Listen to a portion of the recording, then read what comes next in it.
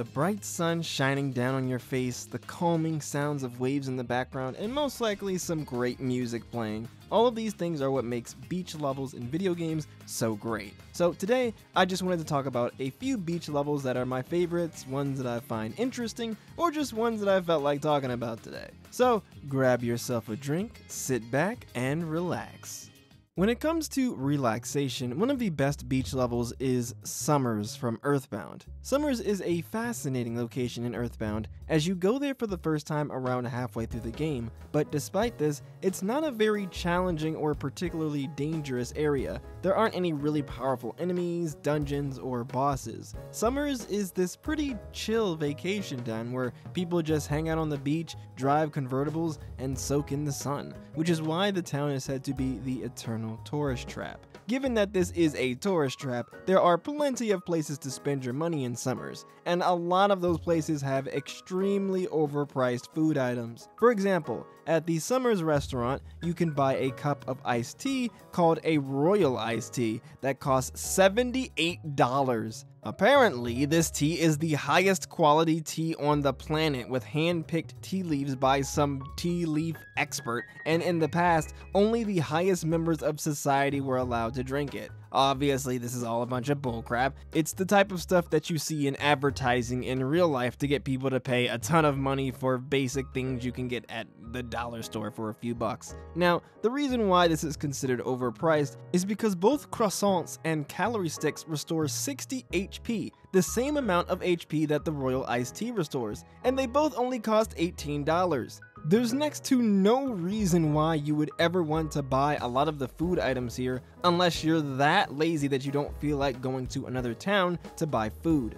Unlike in real life, it doesn't potentially take an hour in Earthbound to get to a place that sells things for a reasonable price, because by the time you get to Summers, you'll have the Teleport PSI ability that allows you to go back to previously visited areas that have better prices. The only item here that you could maybe say is worth buying is the Magic Tart. These are sold by this lady near the beach who you first meet in this high-end club called the Stoic Club. The Stoic Club being a place where a bunch of uppity people with way too much money come to eat cake and stare at a rock. No, I am not kidding. The Magic Tarts are items that restore PP, which is needed to use your powerful psychic abilities. Good PP restoring items are actually quite rare in the game. Well, at least for 2 out of the 3 party members that can use PSI abilities. Out of your 4 party members, only Ness, Paula, and Pooh can use PSI abilities. However, Pooh, because of his unique digestive system I guess, can actually restore large amounts of PP by drinking bottles of water, which are fairly easy to come by.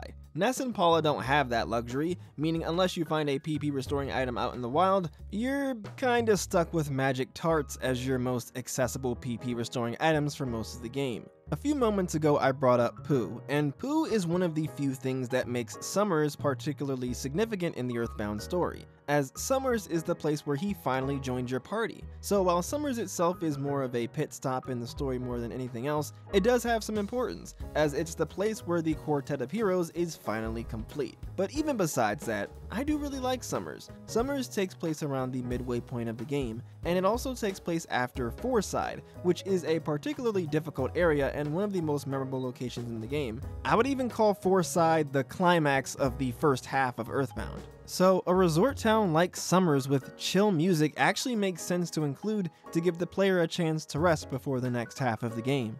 Speaking of resting and relaxing, it'd be impossible to bring up beaches in video games without bringing up Wuhu Island from Wii Sports Resort. Wuhu Island is this vast resort island, so the whole thing has a beach vibe to it. But there are a few events that actually do take place directly on the beach. On the beach, you can play Frisbee with a dog. And yeah, that's actually Frisbee, not some generic version. I guess Nintendo decided to get a deal with Frisbee for Wii Sports Resort. Around the late Wii era and into the Wii U era, I noticed that Nintendo did a lot of collaborations with other brands. There was the Mercedes collab in Mario Kart 8, the SpongeBob collab in Splatoon, and the Sanrio collab villagers in Animal Crossing New Leaf. Maybe it's because around this time Nintendo was starting to lose steam that they tried doing these collaborations with other companies. But anyway, yeah, there was a Frisbee game in Wii Sports Resort. It's not a particularly eventful event, but I don't know, there's just something surreal about seeing big name licensed products in Nintendo games. One of my favorite Wii Sports Resort events that takes place on the beach is Swordplay. Stage 3 of the showdown mode of Swordplay takes place on the beach at midnight. It's an honestly pretty cool aesthetic for a rather simple looking game. There's a bonfire in the background with the glow of some lights to help give off a moody vibe. Swordplay is the event that I probably put the most time into in Wii Sports Resort. You essentially have to angle the Wii Remote to strike your opponent in a way so that they can't block your attack. Another event that places you on the beach is Cycling. Cycling is a rather straightforward event, mostly just a lot of shaking of the Wii Remote and nunchuck up and down like the controllers are your feet pedaling the bike. But what I enjoyed the most about cycling is just being able to see Wuhu Island. Being able to just explore this nice location filled with captivating landmarks is awesome. That's the same reason why I like the Island Flyover event. That minigame really lets you get to see the whole island in all of its glory. All the beaches, the mountains, the caves, everything. Luckily for Nintendo, they've had experience with basing entire games around island resorts, because they did it before with Super Mario Sunshine. Mario and friends go on vacation to an island resort called Isle Delfino. The Mario series is no stranger to beach levels. Beach Bowl Galaxy from Super Mario Galaxy, Starshine Beach Galaxy from Super Mario Galaxy 2, Waterspout Beach in New Super Mario Bros. U, Beacon Beach from Mario plus Rabbids Sparks of Hope, Blooper Beach from Mario Party 9, Koopa Beach from Mario Hoops 3-on-3, Koopa Beach 1 from Super Mario Kart, Koopa Beach 2 from Super Mario Kart, Koopa Troopa Beach from Mario Kart 64, Shy Guy Beach from Mario Kart Super Circuit, Beach Beach from Mario Kart Double Dash, Cheap Cheap Beach from Mario Kart DS, and I can go on and on and on and on and on and on and on and on. You get the picture. But Isle Delfino from Super Mario Sunshine is special. It took the idea of a beach level and built an entire game around it. I think taking a singular theme and using it for a whole game is really intriguing, because it forces you to get really creative in order to come up with compelling level concepts. Super Mario Sunshine, as I mentioned before, really explores the tropical island beach aesthetic, leading to some really cool looking levels. Two of those levels are beach levels, Gelato Beach and Serena Beach. Gelato Beach is pretty neat, but I think Serena Beach is the more memorable of the two locations. I really like the hotel that's on the beach. The fact that you can go inside of it is a really nice touch. The hotel has a casino inside, so you can have some slot machine fun there. The hotel is haunted too, so the whole thing has this spooky vibe to it. You can never go wrong with a haunted hotel. Speaking of beach levels with spooky vibes, I gotta bring up Destiny Islands from the Kingdom Hearts series. Destiny Islands first appeared in the first Kingdom Hearts game as the first major area. It's a pretty typical bright sunny beach with palm trees, caves, and wooden structures. Destiny Islands is a great starter level, as it introduces you to a lot of what you'll be doing in the game in a controlled and safe environment that makes sense in the context of the game's world. The main character Sora and his friends Riku and Kairi live on these islands with a bunch of other kids. While life on the islands is fine, our trio wants to go out and explore other worlds, so they start working on a raft. Over the course of a few days on Destiny Islands, you explore the island looking for materials to build the raft, as well as food and water to survive the trip. While you're looking for resources, you can participate in a few competitions with your fellow kids on the island. You can challenge them to fights to get familiar with the combat in the game. The early game in RPGs can potentially be very slow, as there's a lot of story, walking around, and not much fighting. So Kingdom Hearts helps lessen this issue by letting you fight your friends. You also race Riku for a chance to share a Paopu fruit with Kairi, who they both have a little bit of a crush on. Destiny Islands is just a nice little snapshot of the lives of these characters before things inevitably get really dark. Earlier I talked about spooky vibes in relation to Destiny Islands, and the reason I did is because while Destiny Islands is a fun location with summer vacation vibes, one night,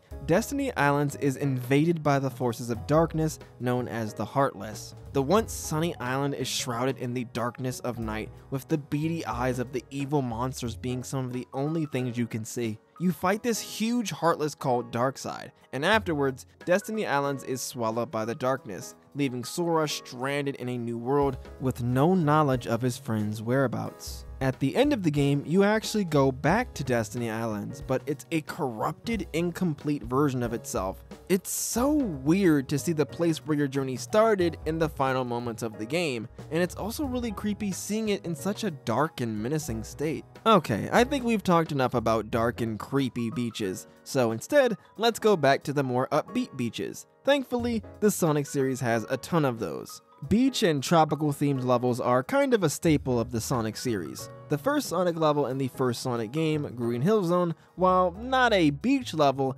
definitely does have a tropical theme, exemplified by all of the palm trees and waterfalls. Emerald Hill from Sonic 2 is basically Green Hill by another name. Angel Island from Sonic 3 is an island, of course, and we get to see the sandy beach of Angel Island when Sonic first flies in the beginning. Palm Tree Panic from Sonic CD has palm tree in the name, and it's also very similar to Green Hill. Speaking of Green Hill, Sonic Advance actually gave us Neo Green Hill Zone. Sonic Advance helped usher in a new age of Sonic games. Sonic games were now going to be on Nintendo consoles. And now, not only that, but Sonic was going to go back to its roots with 2D games, as the series had spent the last few years doing a lot of 3D stuff. So going back to Green Hill with a new coat of paint was an understandable idea. Neo Green Hill is similar to Green Hill, but there actually is a beach portion of the stage this time around. But when I think of beach stages in Sonic games, I think the first stage that comes to mind is Emerald Coast from Sonic Adventure. Emerald Coast is the first level in Sonic Adventure, continuing the trend of first levels in Sonic games having a tropical theme. It's a pretty straightforward but ultimately fun first level. There are some memorable moments, like this whale who's crashing out as he chases after you, being able to run sideways on the walls, and the various times you get sent flying into the air, allowing you to really appreciate the sunny scenery. One of the things that I love about this stage is that it has various moments when you can skip over portions of the level. This is in large part due to Sonic Adventure's more open approach to its level design. There's plenty of hallways in Sonic Adventure, like a lot of Sonic games, but in a lot of the stages, it feels like there's more room to breathe and kind of make your own path. So far, I've only talked about the Sonic version of the stage, but two of the other playable characters in the game, Big the Cat and E102 Gamma, also go through this level in their campaigns. Instead of speeding through the stage at supersonic speeds, with Big, it's a slow-paced stage where you go fishing, and with E102 Gamma, you shoot down enemy robots. Both characters are looking for Big's friend, a frog named Froggy. Personally, I much prefer Sonic's version of the stage, but it is fascinating to get different takes on the same level. Emerald Coast, while not as iconic as, say, Green Hill, has become a substantial location in the Sonic universe in its own right, as it reappeared in the 3DS version of Sonic Generations, and it got something of a reboot in Sonic 06 with Wave Ocean. Both are tropical beach levels, both are the first stages in their respective games, and both games have a section where you're chased by a whale. But now that we've gotten through the big sections of this video out of the way, let's have a little lightning round where I briefly talk about some cool beaches throughout gaming. One of the most controversial beaches in gaming is definitely Kanzuki Beach from Street Fighter V, a beach owned by the rich fighter Karin's family. Street Fighter has had a few beach stages in its history. Of course, there was the Jamaica stage in Street Fighter II, the home of the musician Kickboxer, DJ, and his new stage in Street Fighter VI, Bathurst Beach. But what makes Kanzuki Beach so special is that this stage is banned. Kanzuki Beach is banned from competitive tournaments, and the reason is quite obvious if you spend a few minutes playing on this stage. The reason is because there are waves coming in from the right side of the stage. These waves hurt the visibility of the game because they can potentially cover up things like projectiles that are close to the ground. Obviously, not being able to see something that can potentially damage your character is really broken. So this stage is banned in official competitive play. It sucks because I think it's a pretty stage with some absolutely incredible music. Another beach level with incredible music is Crust Cove from Pizza Tower. Crust Cove's music track, Tropical Crust, is an amazing track that mixes jazzy grooves with some funky disco and even a bit of some rock and guitar. The level itself is really fun too, a fast-paced stage with a nice background of a beach at sunset. Speaking of beach levels at sunset, I have to bring up Sunset Shore from Donkey Kong Country Returns. The background of this stage is this stunning looking ocean at sunset, and the foreground of this level is rendered in pitch black, which only highlights the beauty of the background. Visually, it's one of my favorite stages in a platformer. Nintendo franchises have this thing where every once in a while they'll try something really cool artistically with one of their stages, and it was cool that Retro Studios did this with a stage in Donkey Kong Country Returns. While not the most artistically interesting, another island that I really like is Tortimer Island from Animal Crossing New Leaf. You can get the boat captain named Cap'n to give you and your friends a ride to Tortimer Island. Tortimer Island has a beach section where all sorts of wildlife can be found. My favorites were the giant stag beetles that could only be found super late at night and early in the morning. By selling the beetles, you could net a pretty sizable amount of bells. There were other cool things on Tortimer Island, like you could also buy some exclusive items at the souvenir store. But one really awesome thing you could do was play mini games either alone or with your friends on the island. There were these little challenges called tours where you could see how many bugs you could catch, or try and find items in a scavenger hunt, or try to dig up specific fossils buried on the island. These mini games could earn you medals, which you could then use to buy the items in the souvenir shop. Tortimer Island is a nice little place to just hang out with your friends and get some cool items. Another nice little place on a beach is Dewford Town in the Hoenn region from the 3rd generation Pokemon games Ruby, Sapphire, and Emerald. Dewford Town is a really small settlement in the Pokemon series. It doesn't even have a Pokemart, which is essentially the Pokemon equivalent of a corner store. It does have Dewford Hall, which is, I guess, kind of like a social club where people on the island come to chat. Because Dewford is so small, trends on the island spread really fast. If you talk to this kid near Dewford Hall, you can come up with a new trendy phrase that the people in Dewford Hall will then start saying. Dewford does have a Pokemon gym, which is probably the only reason why this place gets any sort of traction from visitors. I find this gym weird because its gimmick is that the whole gym is dark, and by beating trainers, it gets brighter in there. But the type of this gym is a fighting type Pokemon gym. You'd think that a gym with a darkness gimmick would be a dark type gym, or even a ghost type gym. In any case, there are quite a few other beaches in the Pokemon games. It helps that the Alola region from the Generation 7 games, Pokemon Sun and Moon, is a collection of islands based on Hawaii. But one of my favorite beach areas in the Pokemon series is Undella Town in the Unova region from the Generation 5 games, Pokemon Black and White and Black and White 2. Undella Town is a really interesting location because throughout most of the year, it's a fairly barren and empty town. But during the summer, it's a whole lot more lively as people come to stay in the villas on vacation. Although, you can find one character staying in one of the villas no matter what season it is.